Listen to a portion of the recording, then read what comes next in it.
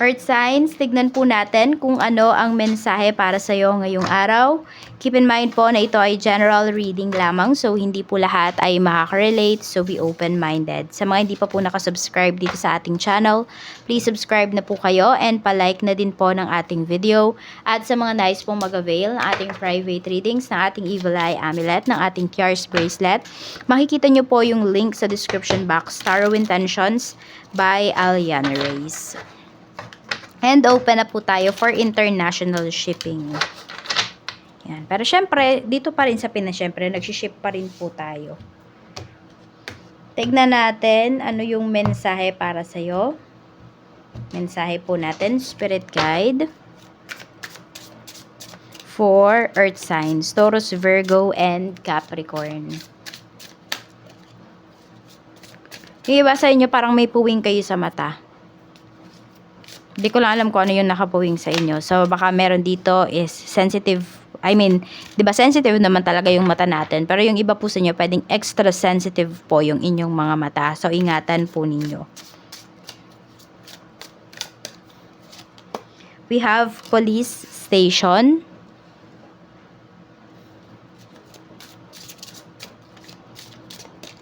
Meron tayo ditong block, spam, call, text. Okay, so meron ba kayong natatanggap ngayon ng mga spam messages? Ayan po. Na mga parang alam mo sa scammer na na mga message. Ayan po. So pwedeng ito po ay mga binablock nyo lamang. Pwedeng may nanghaharas din sa inyo dito.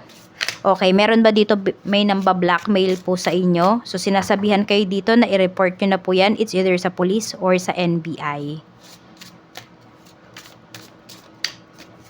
Mayroon tayo ditong losing sleep. Worried, replaying events, thinking about you. Okay, so yung iba nga po sa inyo, ayan, may bumabagabag sa inyo dito. May nananakot sa inyo dito. So, report nyo na po yan. Huwag kayong matakot, Earth signs. Tignan natin. Magpasama na po kayo kung kanino man kayo magpapasama. Kung meron kayong mga kailangang i-reports dito. Pwedeng may nanghaharas sa inyo eh. May namba-blackmail sa inyo. Tignan natin ano pa yung mensahe.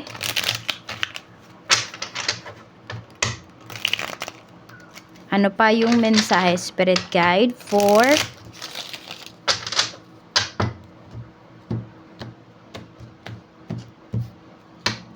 Earth signs. We have the High Priestess. We have the Star. And we have the Hanged One. Ayan. So, actually magaganda yung mga nangyayari sa life ninyo. Kaya lang, merong parang break na sinasabi dito sa universe. Meron kayong mga goals dito na nangyayari na.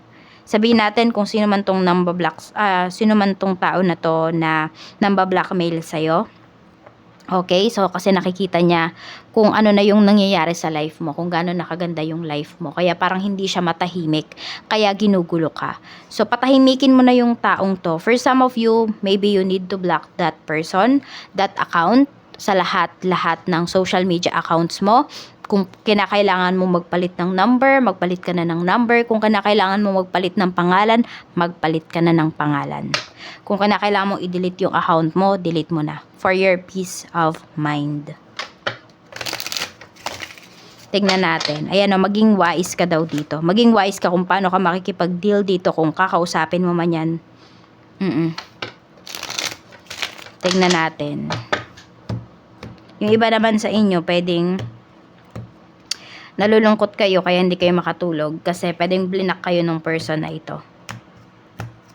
Sa family mo naman, we have 6 of Pentacles, we have Strength, and we have the Tower. Ayan po. So, meron naman dito mapanumbat, Earth signs. Yun yung pinapakita dito sa family energy. So, may mapanumbat dyan sa mga family members mo. So, ingat-ingat ka lang sa mga ingat-ingat ka sa mga tao na tumutulong sa'yo or mga relatives. Kasi, yun, pwedeng masumbatan ka nila. Oo. Alam mo yun, akala mo, yung pagtulong nila sa'yo ay pure. Yun pala, meron silang hinihintay na kapalit. Tignan natin. Tapos meron din akong nakikita dito. Hindi ko alam kung papalayasin kayo sa bahay. Meron ba kayong alitan sa family? Kasi parang may aalis dito. Parang biglaan. Tignan natin. Pagdating naman sa mga taong makakasalamuha mo, we have 10 of cups. Pwedeng friends mo to. Pwedeng kung sino man tong mga taong to. We have the Empress. Meron tayo ditong 2 of cups. Ayan, yung mga tao naman na makakasalamuha mo bukod sa family mo, mababait naman po sila. Madali silang kausap.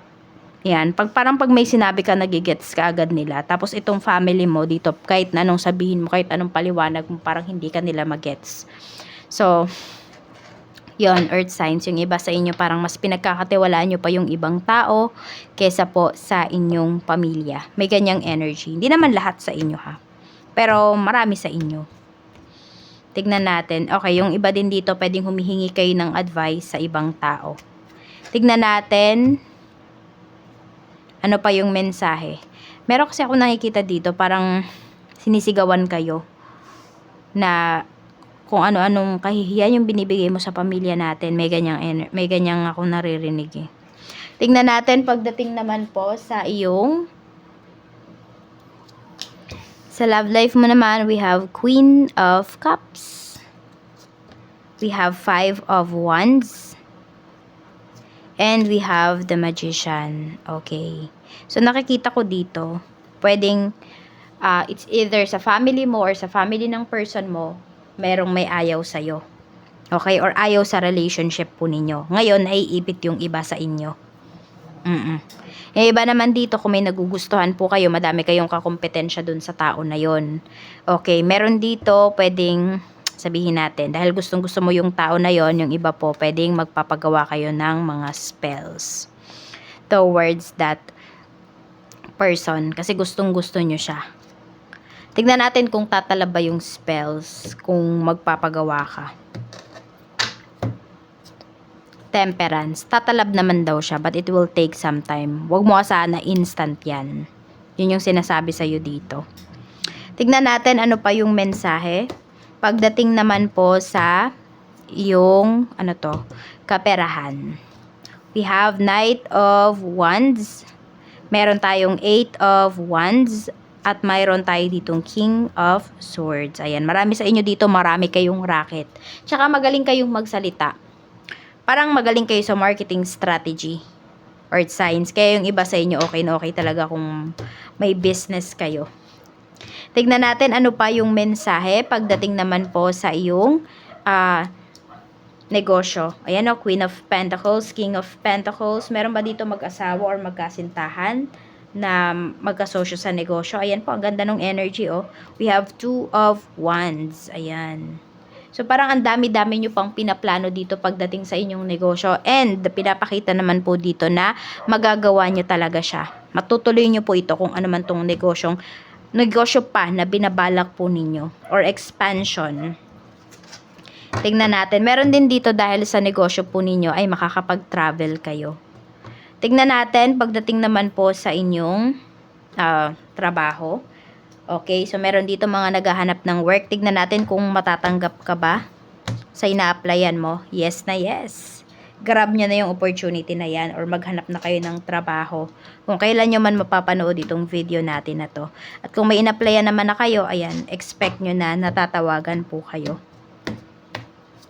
We have Death card. So, meron talaga dito parang bagong trabaho yung gusto ninyo. Ayan o, kasi parang hindi na kayo meron dito nahihirapan maghanap ng work. Okay, yung iba naman po sa inyo, pwedeng,